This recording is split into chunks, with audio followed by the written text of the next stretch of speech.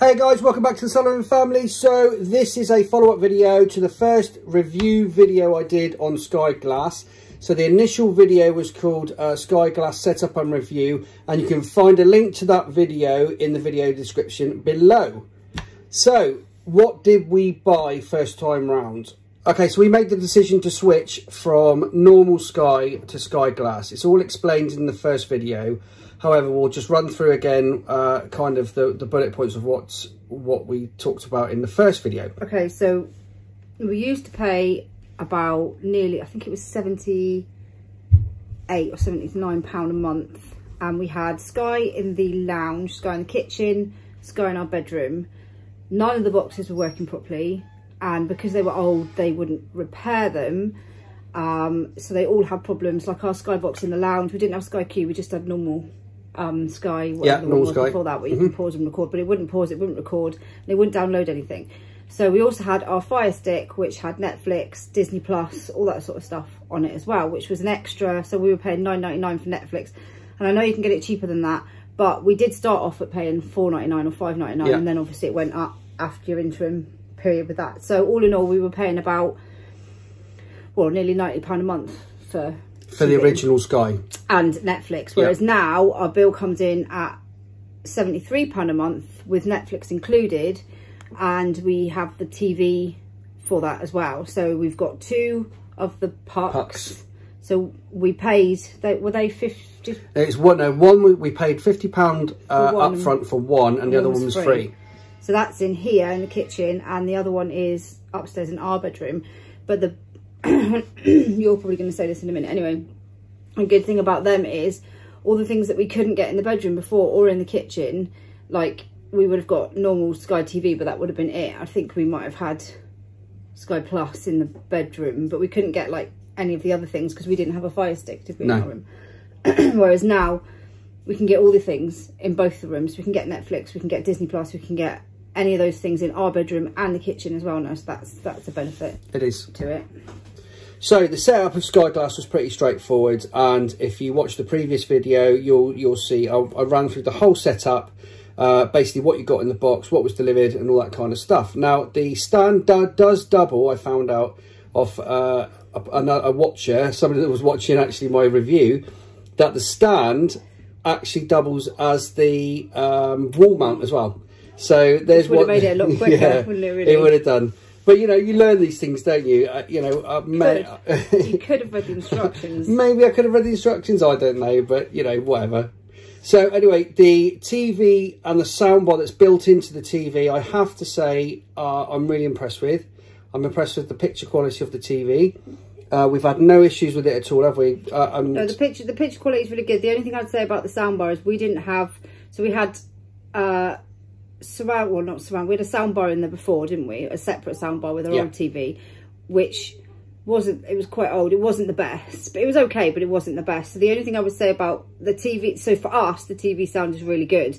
But I would say that if you've got like some all singing, all dancing soundbar with your TV, and then probably this one wouldn't be better. Or a top of the range TV. Yeah, so, you know, it's not gonna, it probably wouldn't compare to something that's really, really amazing. Whereas for us, we didn't have a very good one in the first place. So for us, it's better. Yeah. But I would say that I mean, like I said, for us, it's better. But if you've got like some massive setup, an amazing thing, then that TV with the sound probably wouldn't be as good as what you've got. No. But for us, it's... But for the cost of the TV, the £800, I think the built-in soundbar is good. Is really good. I'm assuming you could attach another one if you wanted to. Yeah.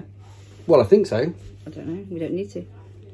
Okay, so just for a bit of context, I want to run through what broadband we have in our house, just to give you an idea of performance and things like that, and what kind of would hamper performance in our property. And that is, we've got PlusNet broadband coming into the house.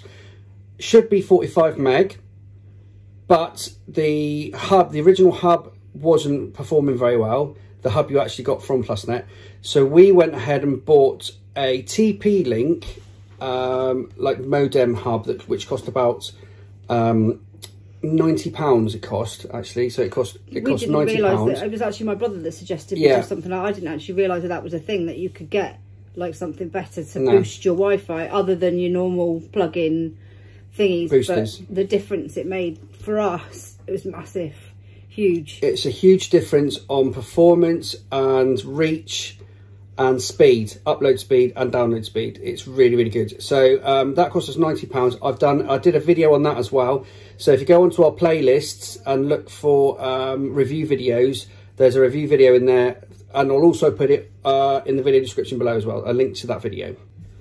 So yeah, what that meant was that increased our speed, that increased the speed and the reach of our Wi-Fi. But we do have 13 people in this house, so we have 11 children, all with devices. So yeah, the girls, excuse me, the girls have all got, and Noah have all got mobile phones. So, and they're pretty much glued to their faces. Yep. Most of the day, when they're on holiday, obviously, not when they're at school.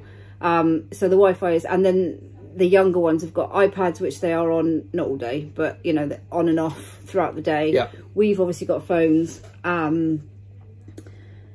You've got your MacBook. Yeah. So there's lots of devices that are using and the Wi-Fi. Yeah. A lot of the day. PlayStation. There's you know, there's a. It's obviously different when people are at school, but yeah. you know, when everybody is at home, like they are at the moment for Christmas, everybody's using something. Something's being used all day long. So I would say we have a high workload on our Wi-Fi. Just to put into context what we're going to tell you later on about the performance of our Sky Glass. So what is Sky Glass then? It is basically a streaming service. So with Sky Glass, you get the ability through your apps, which you'll see on the home screen, through your apps to connect to Netflix, to connect to BBC iPlayer, all of the kind of streaming services you can imagine you can connect to. Obviously things Amazon's like, there as well, isn't it? We've got Disney Plus and Amazon Prime. We obviously pay separately for them. Yeah. But they come up on the TV. Yeah. As normal. Yeah. Also, your live TV is streamed rather than coming through the dish and cables. Your live TV is streamed. So again, you need to have kind of a half decent Wi-Fi signal really for it to work properly. So again, it's pretty much like if you're used to a Fire Stick, it's like I'd liken it to a Fire Stick, but with live TV as access as well. Live Sky TV. Okay, so we're going to get into the crux of it. What are the positives of Sky Glass? Okay, so positives then. The hardware's good. I like the hardware. I like the TV. I like the fact that the soundbar is good for the cost of the TV. And I also like the fact that the pucks are small. And now everything is built in, so you don't have the big boxes and the cables and the dish and all that kind of stuff. And you'll know as well, if you have issues with Sky when you've got the old style cables and dish and all that kind of stuff, they refrain from coming out to fix it, and they try and charge you as well to come and fix things. And if you want a new box, it's going to cost you money and all that kind of stuff. So it's nice to see that the hardware now has basically reduced in size, and it's easier and it's more compact and all that good stuff. So one of the other positives is, I think we mentioned it earlier, is having all of your streaming services all in one place. So like before, obviously we've got children that want to watch all sorts of different things. So you'd have to come off of the Sky and use the other remote to go to your Fire Stick for your Netflix and for your Disney Plus, and it just got confusing. Yes, it's doable, but it's just a bit of a pain, and it's much easier that you can literally have it all in one place. And the other good thing is, if you go right down to the bottom of the main menu, you can search a program or search something that you want to watch, and it'll bring it up on whatever platform it's got it on. We used to find that, I don't know if our package changed ever so slightly, but we were paying for things before. It would say, oh, you've got to pay for this, you've got to pay for that, and we don't now. But I'm not sure, I'm not entirely sure about that. But it's much easier that it will bring it up, you know, this is on Amazon Prime or this is on Disney Plus or whatever, so it takes you straight to it. But the other good thing is as well, so like with Disney Plus and Netflix, you don't have to reset it up. It's still there as it was before, and you're logged in and everything else, so you can get straight into it. We might have had to log in initially. Yeah. Now you don't have to. No. But it's as your Disney Plus was before, it's exactly the same as your Netflix was before. It's exactly the same. But it's just all on the one screen. So you can go down to Netflix and pick Netflix, go to Disney Plus, It will also, if whatever you're watching as well, it will add it to your playlist on the homepage. So it will add, like, if we do that yet. Hey? I haven't worked out. No, it does it automatically. Oh, it does it automatically, yeah. So you can, if whatever you're watching, it will pop up on a little screen on your homepage, so you can just click back on it and get straight in there again. I'm not very technical, so if I can work it, then we're doing all right. And lastly, another positive is that it's cheaper than normal Sky. And well, it is for us. Yeah, I mean, we've got the same package, or the equivalent package on Sky Glass as we had on normal Sky, which is basically a family package and movies, and it works out cheaper. But I think actually we might have a few more channels now, because we've got Sky Ultimate TV, which I think includes lots of... It might be 4K though. Other channels, like... I feel like we have more channels. Yeah. Because before we had like Sky box sets, Sky Cinema. I think the Ultimate package includes all the box sets. Sky Cinema is separate, I think. I'm just thinking what was on the bill. And I'm pretty sure we've got like all the documentary channels. I'm not sure if we had all of them before. I mean, you'd know, you watched them all. Yeah. But they all just seem much more accessible. Yeah. So maybe that's why, because they come up more. I'm not sure. Okay, on to the negatives then about Sky Glass. The main one for me, now I've discussed previously the kind of burden that's on our Wi-Fi. You know, there's 13 people in this house, so take that into account when I talk about this bit. The streaming side of things is great. I mean, like the Netflix, Amazon and all that kind of stuff, you don't get any breakup at all. It's streamed and it's great, right? But when you get to the live TV, well, you do have moments where it will freeze or the sound will disappear, then it will come back. And you also get moments where like the live TV will pause and then it will try and catch up. And then sometimes the voice is out of sync with the live TV, if that makes sense. Sometimes the sound will go on, but the visuals won't move as well. Yeah. And sometimes we've relied on the TV in the morning. Yeah. And not realised that for the time, not realised that it's paused itself somewhere along the line. We haven't noticed, and it's saying like 8 o'clock, and it's actually like 20 past 8. Because it will try and it doesn't jump forward. It just goes back to the bit you've missed. So you're not actually watching live TV anymore. So then you kind of have to go back off what you're watching, go back to the home screen, switch channels, which kind of resets the time in. And then switch back to watching ITV again or whatever you were watching before, and it'll be back to normal, but you've missed like 10, 15 minutes. Yeah, so that's what for me. That's quite a big negative on the live streaming TV. It doesn't happen all the time. No. Probably 80% of the time or 90% of the time is fine. It doesn't have a problem, but it's. That's what I was going to come into. I was going to say that. Just said you that your bit. Yeah. But I think it's times when it's busy in the house, and sometimes one TV will be okay but the other one won't, so maybe it's too much on the Wi-Fi, I don't know, but that's most of the time it's okay, isn't it? Most of the time. Of occasion we've had to kind of switch everything off at the wall, as you would do if something glitches out, and then reset the TV, reset the Wi-Fi that way, so automatically everything resets and you're back to normal again. But that doesn't happen very often, and that's what I was going to go on to next.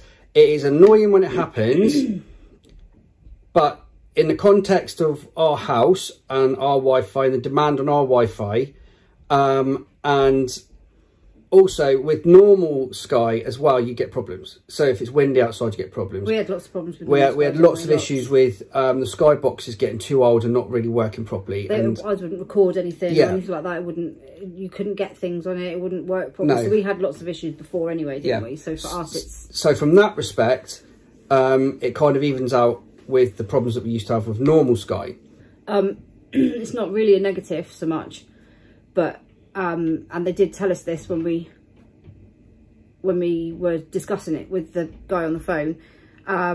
You can't anything you've got saved on your planner of a normal Sky box. If you're going to change it to Sky Glass, recorded, you'll lose it all. It's not so much of a problem because you can pretty much find anything on there anyway, can't you? I mean, we've found all the things that we had recorded anyway, so you can watch them, but it won't take it over like it would have done with if you swapped your boxes before. You'll lose everything that was on your... I mean, to be fair, we had loads of rubbish on ours anyway. Yeah. I haven't missed. We've had Sky Glass for a good couple of months, and I haven't missed anything that we had saved on our planner. But it won't, so it's not really a negative, but it's just something you should be aware of. Yeah, it won't take it over. It won't let you record. So, but it will let you add things onto your playlist.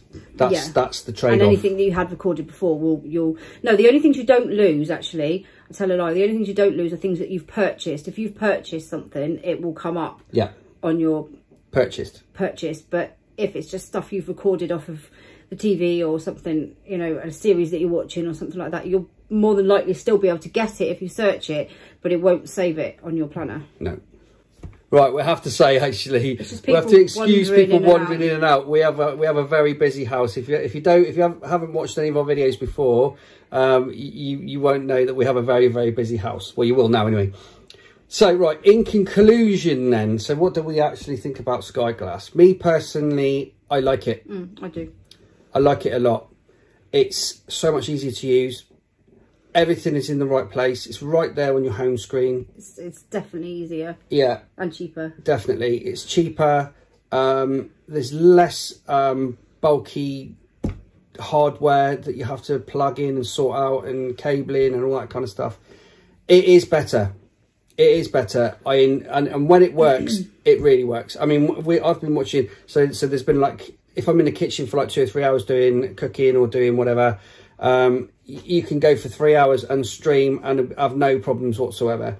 It's just now and again you do get issues with the glitching, and you just have to kind of try and sort that out, or turn it off at the wall and start again and kind of reset the box or whatever. So you do get these little moments where it does glitch, but all in all, I'm happy with it. I mean, they do say to you when you order Sky Glass, they do check your broadband for you, and I think it's something that you just do need to be aware of, that if you haven't got good broadband, then it's probably not going to work for you. No. You do, I mean, we've got, what, 40 meg? About 45 meg average. So, you know, if you've got like 1 or 2 meg coming in the house, then it's not going to work. No. I think that's but then they do tell you that on the phone, don't they? So they don't try and sell you it and then your TV's not going to work.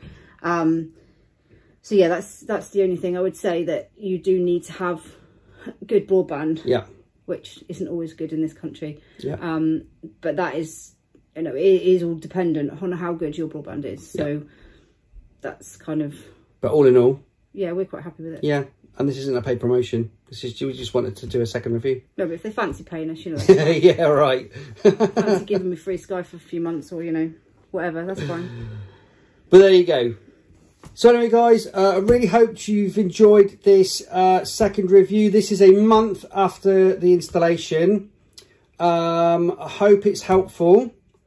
Please give me feedback. I had a lot of feedback off the last review I did for Sky Glass, so please give me feedback. And if anybody out there knows anything that I don't, or Zoe doesn't, then please add it on the comments. Any proper gen, add it onto the comments. I don't mind that at all, because it's really for information. It's up to you guys at the end of the day whether you go for Sky Glass or not. Yeah, I mean, it's just our opinion and personal experience, and we're being totally honest about it, you know. So anyway, guys, yeah, really hope you enjoyed the video. Please subscribe to our channel and hit the bell for notifications. Drop us a like and a comment, and don't forget that I put the TP link review and the very first review that we did in the channel description, in the video description below. So anyway, guys, thanks very much. Take care then. Bye.